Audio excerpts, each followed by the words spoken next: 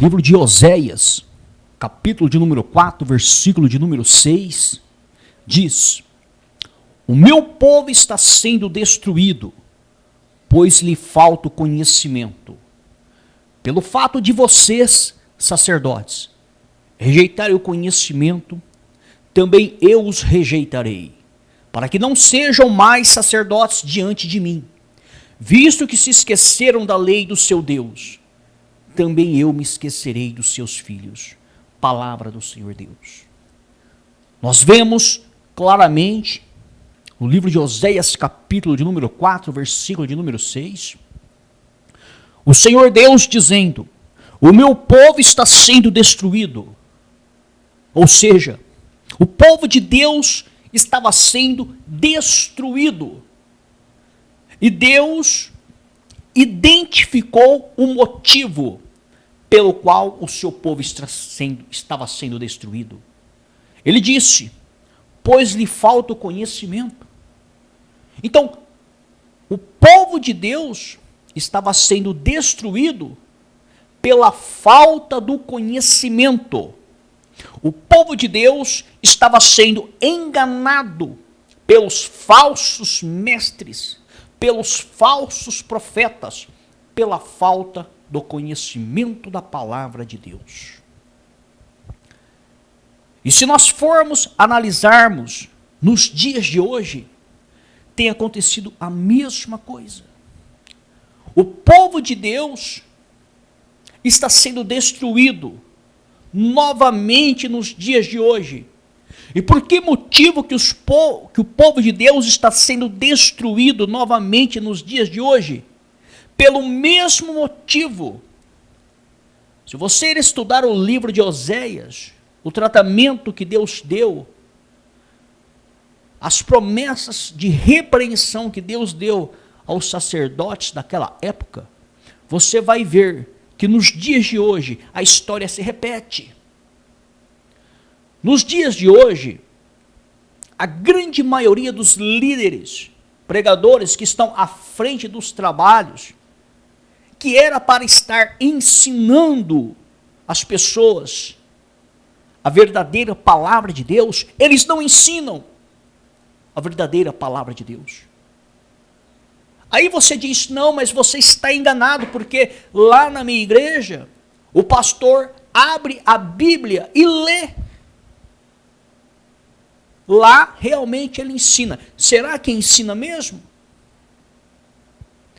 Para você que talvez não tenha o conhecimento, a Bíblia, ela é usada até na maçonaria. Na maçonaria existe a Bíblia, a mesma Bíblia que o seu pastor usa dentro da igreja. A Bíblia, ela é usada até nos fóruns. Quando uma pessoa vai diante de um juiz, uma testemunha, ou ela está sendo acusada, é levado diante dela uma Bíblia sagrada, ela coloca a mão sobre a Bíblia e faz o juramento em nome de Deus que ela não vai mentir no testemunho dela. E você acha que todos que vão ali diante do juiz falam a verdade? Você acha que todo mundo está sendo sincero, colocando a mão na Bíblia e falando a verdade? Então, meu amigo e minha amiga, abra os seus olhos, se desperte. Não é porque o seu líder ou a sua líder abre a Bíblia e lê um versículo ou um capítulo inteiro que realmente ele está ensinando corretamente. Você tem que estudar a palavra de Deus para entendê-la corretamente. E eu lhe digo, dentro de igreja você não estuda. Dentro de igreja você não aprende a palavra de Deus. Fique esperto, não é dentro de igreja que se estuda. Não é. É raríssimo você encontrar hoje, nos dias de hoje, repito, uma igreja que ensine a palavra de Deus. Não ensina. Pode até ter uma escola bíblica dominical, pode fazer o que quiser, não ensina corretamente. Eles vão aplicar a visão, a ideologia daquele ministério na palavra. Não é a visão de Deus. A grande maioria. Raríssimo, você pode até encontrar uma ou outra por aí que realmente exponha os textos sagrados da forma correta. Como se o público fosse alunos e o líder ali um professor. É assim que tem que ser. Tem que fazer a exposição do texto bíblico corretamente. À luz das escrituras sagradas, doa a quem doer. Doa a mim, doa a você, doa a quem doer. Agrade a quem quiser agradar, desagrade a quem quiser desagradar. A palavra de Deus tem que ser exposta da maneira correta. Ela não pode ser exposta para atender os meus desejos ou os seus desejos. Se a exposição da verdade da palavra de Deus vai contra o que eu acho, o que eu penso, o problema é meu. Eu tenho que expor do jeito correto. Se a exposição da palavra de Deus vai contra você, vai te entristecer, vai te desanimar, o problema é seu e não da palavra de Deus. Se a verdade da palavra de Deus vai contra nós, o problema é nosso, a palavra está correta. Nós não podemos pegar os textos sagrados e manipulá-los para nos agradar. A Bíblia é um livro que foi escrito ao longo de 1500 anos, por mais de 40 autores. Nenhum autor conheceu o outro. E quando você junta os 66 livros, você vai ver que nenhum autor se diverge do outro. Um ponto ou outro ponto que não bate, se você for estudar os originais, você vai ver que são problemas de tradução para a língua portuguesa e não é contradição entre o que um autor disse e o outro disse. Como que pode haver tanta certeza, tanta convicção? Porque foi o mesmo Espírito quem falou através destes autores. Foi o mesmo Espírito, o Espírito de Deus.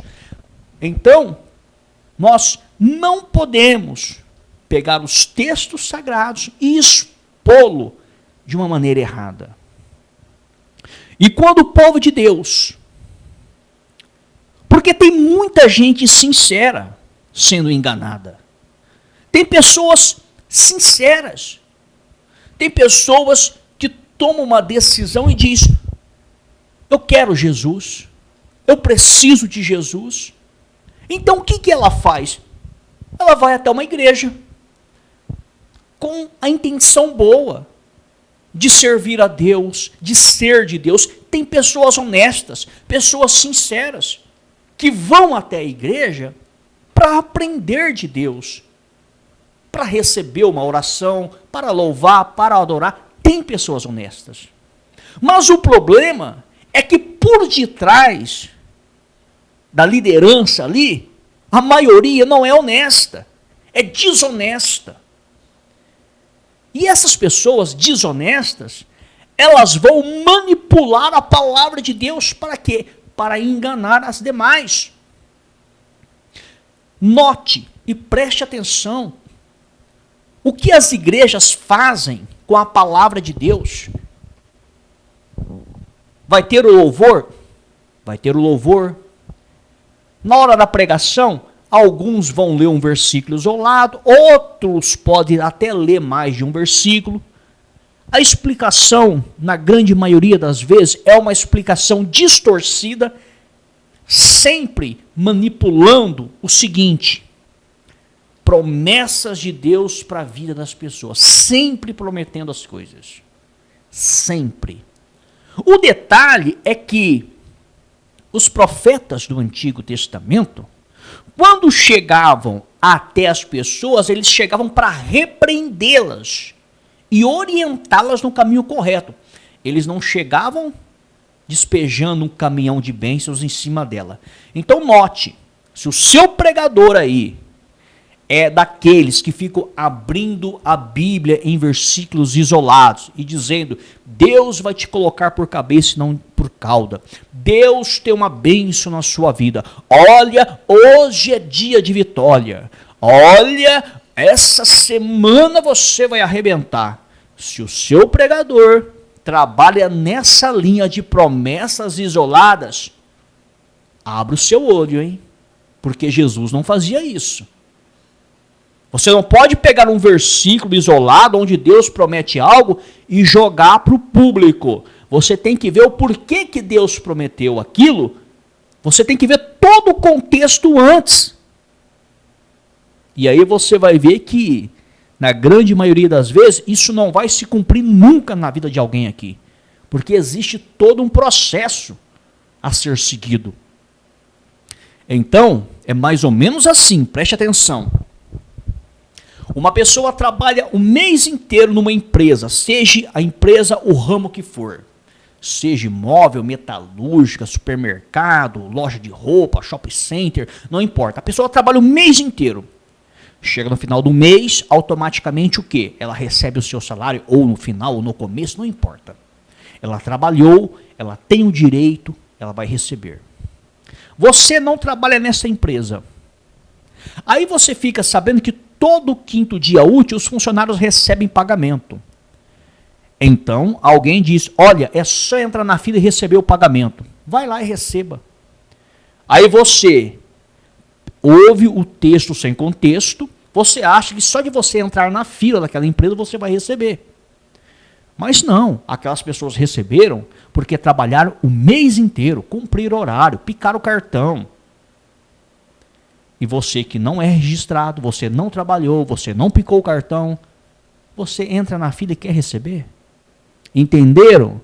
O texto sem contexto, a conversa distorcida, a conversa mal explicada. Se você for lá nessa empresa, você vai passar vergonha. E assim é diante de Deus. Esses pregadores são manipuladores, eles pegam as promessas de Deus. Existem promessas de Deus? Existem. Só que eles pegam essas promessas isoladas, esses versículos isolados, e jogam para o público, para que o público fique vivendo aquela expectativa que eles vão receber bênçãos de Deus. Agora, você quer uma prova que isso é mentira? Olha para a vida do seu pregador, se ele recebe essas bênçãos na vida dele. Olha para a vida dele. Olha.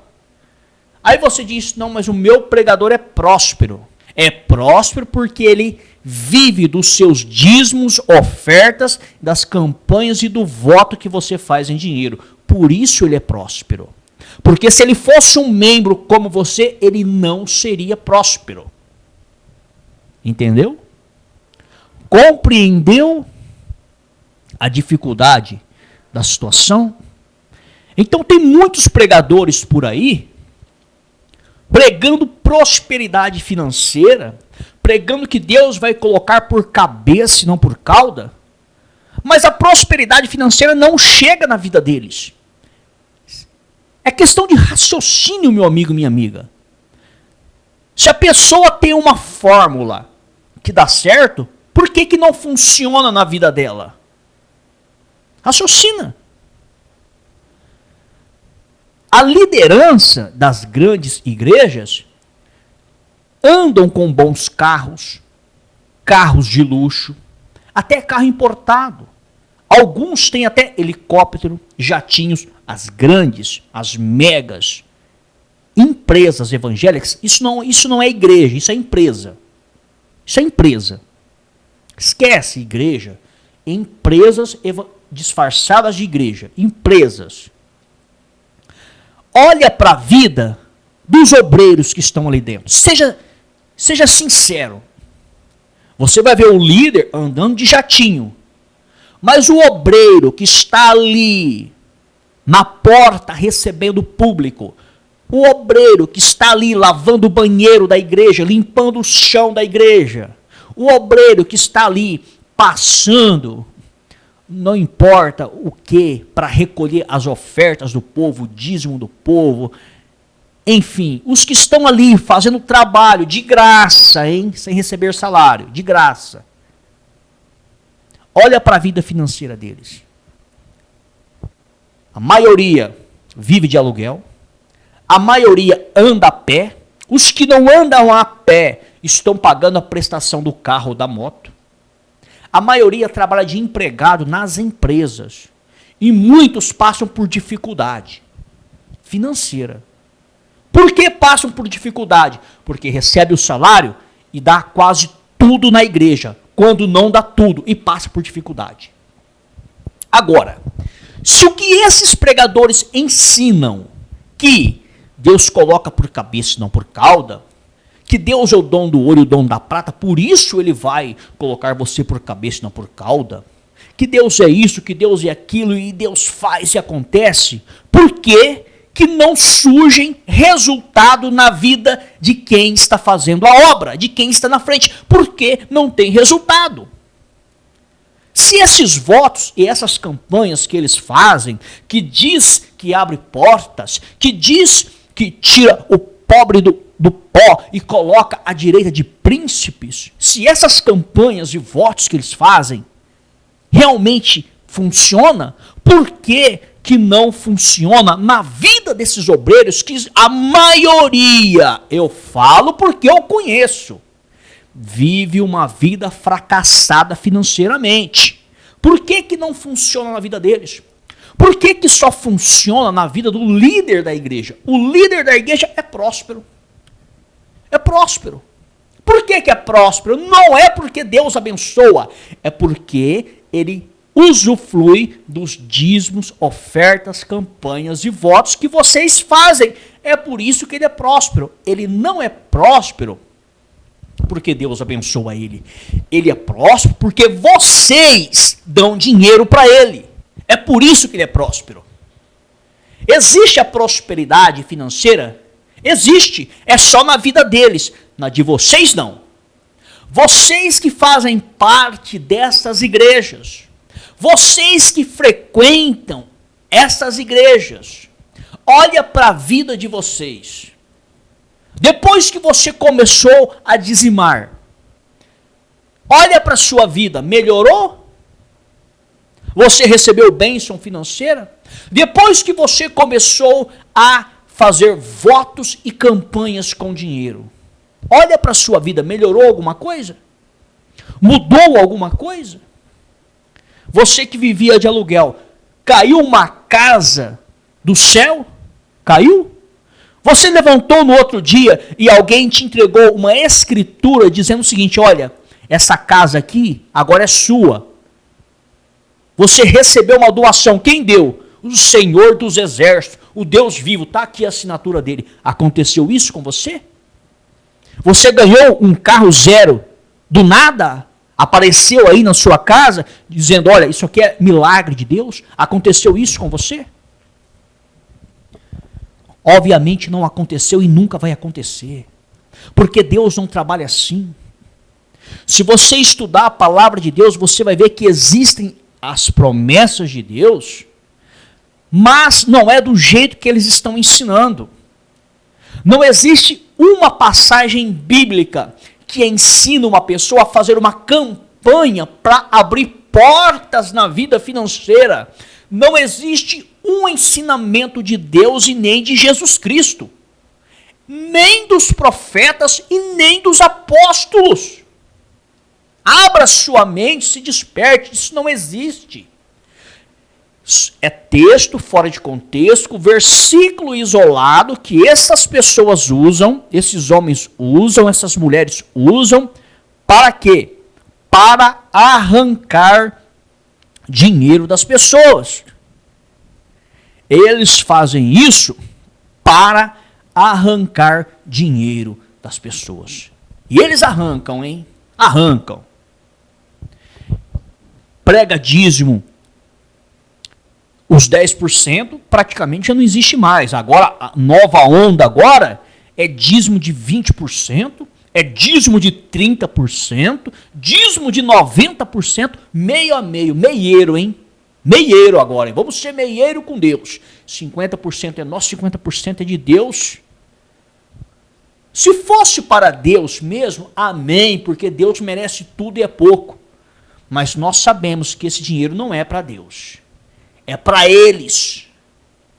Para eles viverem do seu dinheiro. É para eles, não é para Deus. E não é para a obra também, não. Se desperte. Então, se você é uma pessoa que conhece a palavra de Deus, se você é uma pessoa que estuda a palavra de Deus e conhece a fundo, quando você topar com um camarada desse, você vai dizer, não, esse camarada está ensinando a fazer campanhas para abrir porta na vida financeira. Olha, deixa eu ver a vida deles como que está. Ah, a vida deles está destruída. Estão vendendo almoço para comprar janta e vem querer. Não deu efeito nem na vida deles, vai dar efeito na minha. Compreenderam? Compreenderam? Não dá efeito. E quando você olha para o líder e vê ele prosperando, ele prospera porque ele pega o seu dinheiro. Não é bênção de Deus. Isso não é bênção. Bênção de Deus, se você lê na Bíblia, você vê que ela enriquece, não acrescenta as dores. As coisas acontecem assim, ó. A coisa flui, a coisa anda. Você não precisa de enganar o próximo para arrancar o dinheiro dele. Se Deus resolver te abençoar financeiramente, se você vê Salomão, como que Deus o abençoou, se você vê Davi, se você vê Abraão, Isaac, Jacó, as coisas fluíam para eles. Eles conquistaram financeiramente, mas foi com a bênção de Deus. E a bênção de Deus enriquece, não acrescenta dores. Aí você entra numa dessa, você diz, não, mas olha, o meu salário dobrou. Depois que eu comecei a dizimar, a ofertar, a fazer votos e campanhas, o meu salário dobrou. Ok, dobrou. Você se matou de trabalhar, você se matou de fazer hora extra, você arrumou 2 empregos, dobrou mesmo. Qualquer um consegue dobrar o salário dessa forma, se matando de trabalhar. Aprenda, a bênção do Senhor enriquece, não acrescenta dores. Se Deus resolver abençoar a sua vida financeira, é assim, ó. Mas Ele pode resolver não abençoar. Ele pode resolver não abençoar. Você sabe por quê?